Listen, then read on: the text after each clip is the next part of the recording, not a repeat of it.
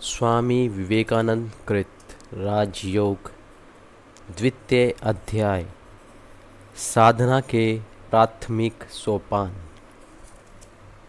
राजयोग 8 अंगों में विभक्त है। पहला है यम अर्थात अहिंसा, सत्य असत्य अर्थात चोरी का भाव, ब्रह्मचर्य और अपरिग्रह। दूसरा है नियम अर्थात सोच, संतोष, तप, स्वाध्याय, आध्यात्म, शास्त्र पाठ और ईश्वर प्राणिधान अर्थात ईश्वर को आत्मसमर्पण। तीसरा है आसन अर्थात बैठने की प्रणाली। चौथा है प्राणायाम अर्थात प्राण का संयम। पांचवा है प्रत्याहार अर्थात मन की विषयाभिमुखी गति को फेर कर उसे अंतःमुखी करना। छठा है धारणा अर्थात किसी स्थल पर मन का धारण।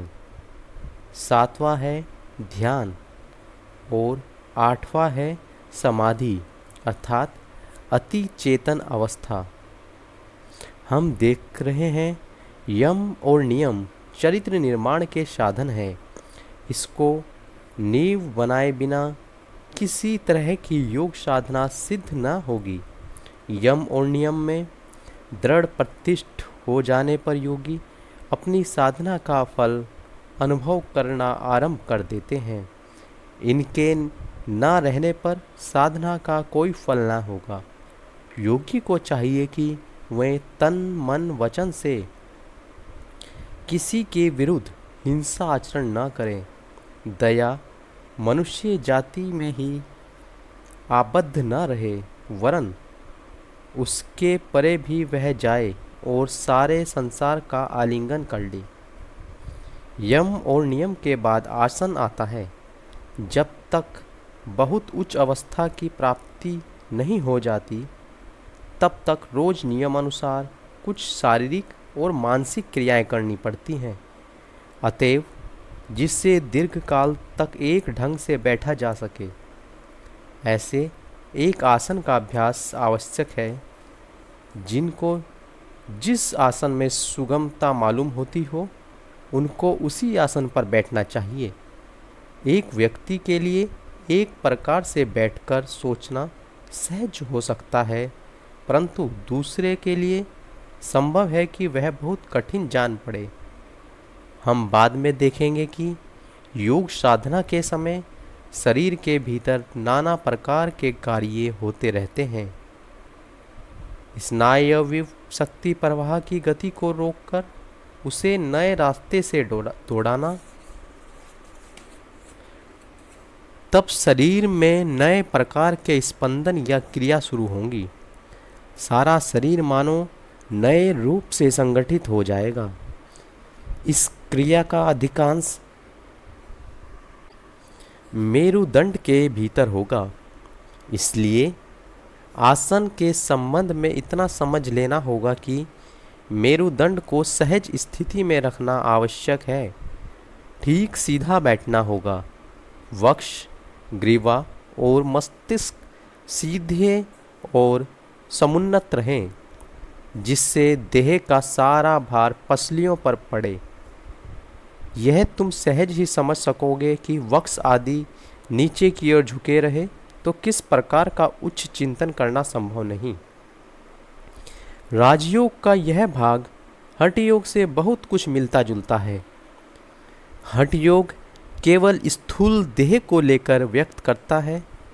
इसका उद्देश्य केवल स्थूल देह को सबल बनाना है। हठ योग के संबंध में यहाँ कुछ कहने की आवश्यकता नहीं, क्योंकि उसकी क्रियाएं बहुत कठिन हैं। एक दिन में उसकी शिक्षा भी संभव नहीं, फिर उससे कोई आध्यात्मिक उन्नति भी नहीं होती। डेलसर्ट और अन्य आचार्यों के ग्रंथ में इन क्रियाओं के अनेक अंश देखने को मिलते हैं। उन लोगों ने भी शरीर को भिन्न भिन्न स्थितियों में रखने की आवश्यकता की। हठ योग की तरह उनका भी उद्देश्य दैहिक उन्नति है, आध्यात्मिक नहीं। शरीर की ऐसी कोई पेशी नहीं जिसे हठ योगी अपने वश में ना ला सकें। हृदय तंत्र उसकी इच्छा के अनुसार बंद किया या चलाया जा सकता है। शरीर के सारे अंश वह अपनी इच्छा अनुसार चला सकता है। मनुष्य किस प्रकार दीर्घजीवी हो, यही हठ योग का एकमात्र उद्देश्य है। शरीर किस प्रकार पूर्ण स्वस्थ रहे, यही हठ योग का एकमात्र लक्ष्य है। हठ योगियों का यह दृढ़ संकल्प है कि हम अस्वस्थ ना हों, और इस दृढ़ संकल्प के बल से वे कभी अस्वस्थ होते भी नहीं। वे दीर्घजीवी हो सकते हैं। 100 वर्ष तक जीवित रहना तो उनके लिए मामूली सी बात है।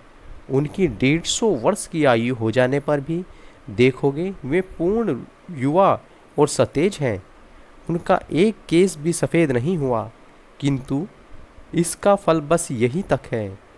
वट वृक्ष भी कभी कभी 5000 वर्ष जीवित रहता है, किंतु वह वट वृक्ष ही बना रहता है। फिर वे लोग भी यदि उसी तरह दीर्घजीवी हुए तो उससे क्या, वे बस एक बड़े स्वस्थ काय जीव भर रहते हैं। हठ योगियों के दो एक साधारण उपदेश बड़े उपकारी हैं। सिर की पीड़ा होने पर सैया त्याग करते ही नाक से शीतल जल पियो। इससे सारा दिन मस्तिष्क ठीक और शांत रहेगा और कभी सर्दी ना होगी। नाक से पानी पीना कोई कठिन काम नहीं, बड़ा सरल है। नाक को पानी के भीतर डुबोकर गले से पानी खींचते रहो। पानी अपने आप धीरे धीरे भीतर जाने लगेगा। आसन सिद्ध होने पर किसी किसी संप्रदाय के मतानुसार नाड़ी शुद्धि करनी पड़ती है। बहुत से लोग यह सोचकर कि यह राजयोग के अंतर्गत नहीं, इसकी आवश्यकता स्वीकार नहीं करते, परंतु जब शंकराचार्य जैसे भाष्यकार ने इसका विधान किया है, तब मेरे लिए भी इसका उल्लेख करना उचित जान पड़ता है। मैं श्वेताश्वर उपनिषद पर उसके भाष्य से इस संबंध में उनका मत उद्धृत करूँगा। प्राणायाम के द्वारा जिस मन का मैल धुल गया है, वही मन ब्रह्मा में स्थिर होता है। इसलिए शास्त्रों में प्राणायाम के विषय में उल्लेख है। पहले नाड़ी शुद्धि करनी पड़ती है, तभी प्राणायाम करने की शक्ति आती है। अंगूठे से दाहिना नथुना दबाकर बाएं नथुने से यथाशक्ति वायु अंदर खींचो। फिर बीच में तनिक देर भी विश्राम किए बिना बाएं नथुना बंद करके दाहिने नथुने से वायु निकालो। फिर दाहिने नथुने से वायु ग्रहण करके बाएं से निकाल दो। दिन भर से 4 अथवा उषा, मध्य, सायं और निश्रित, इन 4 समय पूर्वोक्त क्रिया का 3 बार या 5 बार अभ्यास करने पर एक पक्ष या महीने भर में नाड़ी शुद्ध हो जाती है। उसके बाद प्राणायाम पर अधिकार होगा। सदा अभ्यास आवश्यक है। तुम रोज देर तक बैठे हुए मेरी बात सुन सकते हो, परंतु अभ्यास किए बिना तुम एक कदम भी आगे नहीं बढ़ सकते। सब कुछ साधना पर निर्भर है। प्रत्यक्ष अनुभूति बिना ये तत्व कुछ भी समझ में नहीं आते। स्वयं अनुभव करना होगा। केवल व्याख्या और मत सुनने से कुछ ना होगा। फिर साधना में बहुत से विघ्न भी हैं। पहला तो व्याधिग्रस्त देह, शरीर स्वस्थ ना रहे तो साधना में बाधा पड़ती है। अतः शरीर को स्वस्थ रखना आवश्यक है। किस प्रकार का खान पान करना होगा, किस प्रकार जीवन यापन करना होगा, इन सब बातों की ओर हमें विशेष ध्यान देना होगा। मन से सोचना होगा कि शरीर सबल हो। जैसे कि यहाँ के क्रिश्चियन साइंस मुताबिक कहते हैं, बस शरीर के लिए फिर और कुछ करने की ज़रूरत नहीं। यह हम कभी ना भूलें कि स्वास्थ्य उद्देश्य के साधन का एक उपाय मात्र है। यदि स्वास्थ्य ही उद्देश्य होता तो हम तो पशु तुल्य हो जाते। पशु प्राय अस्वस्थ नहीं होते। दूसरा विघ्न है संदेह। हम जो कुछ भी नहीं देख पाते उसके संबंध में संदिग्ध हो जाते हैं। मनुष्य कितनी भी चेष्टा क्यों ना करे, वह केवल बात के भरोसे नहीं रह सकता। यही कारण है कि योग शास्त्रोक्त सत्यता के संदेह उपस्थित हो जाता है। यह संदेह बहुत अच्छे आदमियों में भी देखने को मिलता है, परंतु साधना का श्री गणेश कर देने पर बहुत थोड़े दिनों में ही कुछ कुछ अलौकिक व्यापार देखने को मिलेंगे और तब साधना के लिए तुम्हारा उत्साह बढ़ जाएगा। योग शास्त्र के लिए एक भाष्यकार ने कहा है, योग शास्त्र की सत्यता के संबंध में यदि एक बिल्कुल सामान्य प्रमाण भी मिल जाए तो उतने से ही संपूर्ण योग शास्त्र पर विश्वास हो जाएगा। उदाहरण स्वरूप तुम देखोगे कि कुछ महीने की साधना के बाद तुम दूसरों का मनोभाव समझ पा रहे हो, वे तुम्हारे पास चित्र के रूप में आएंगे।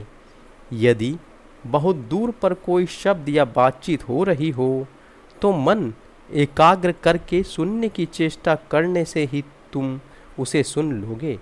पहले अवश्य ये व्यापार बहुत थोड़ा थोड़ा करके दिखेंगे, परंतु उसी से तुम्हारा विश्वास, बल और आशा बढ़ती रहेगी।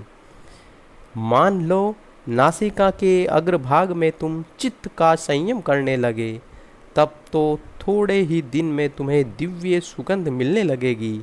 इसी से तुम समझ जाओगे कि हमारा मन कभी कभी वस्तु प्रत्यक्ष संसर्ग में ना आकर भी उसका अनुभव कर लेता है, पर यह हमें सदा याद रखना चाहिए कि इन सिद्धियों का और कोई स्वतंत्र मूल्य नहीं, वे हमारे प्राकृत उद्देश्य के साधन में कुछ सहायता मात्र करती हैं। हमें याद रखना होगा कि इन सब साधनों का एकमात्र लक्ष्य, एकमात्र उद्देश्य आत्मा की मुक्ति है। प्रकृति को पूर्ण रूप से अपने अधीन कर लेना ही हमारा एकमात्र लक्ष्य है। इसके सिवा और कुछ भी हमारा प्रकृत लक्ष्य नहीं हो सकता। हम अवश्य ही प्रकृति के स्वामी होंगे, प्रकृति के गुलाम नहीं। शरीर या मन कुछ भी हमारे स्वामी कभी नहीं हो सकते। हम यह कभी ना भूलें कि शरीर हमारा है, हम शरीर के नहीं हैं।